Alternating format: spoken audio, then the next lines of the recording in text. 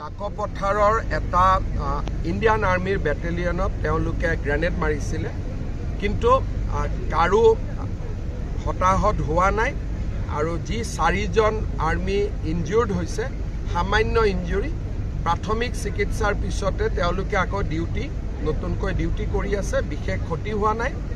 কেইদিনমান আগতে নাগালেণ্ডৰো বিভিন্ন জাগাত এটা এনেকুৱা হৈ আছে। আমি সন্দেহ কৰা মতে আলফা আৰু মায়ানমাৰৰ পৰা পৰিচালিত হৈ থকা আন উগ্ৰবাদী সংগঠনসমূহৰ এইটো এটা কোঅৰ্ডিনেটেড প্ৰচেষ্টা আছিলে। আজি কেইদিনমানৰ পৰা এই প্ৰচেষ্টাটো চলি আছে। আমি তাৰ ওপৰত দৃষ্টি ৰাখিছোঁ, কেন্দ্ৰীয় চৰকাৰেও দৃষ্টি ৰাখিছে। মই সদায় কোৱাৰ দৰে আলফাক আকৌ এবাৰ ক'ম যে হত্যা আৰু হিংসা সমাধানৰ ৰাস্তা হ'ব নোৱাৰে। আলোচনাৰ পথতে অসমৰ যি সমস্যা আছে আমি সমাধান কৰিব লাগিব। Thank U.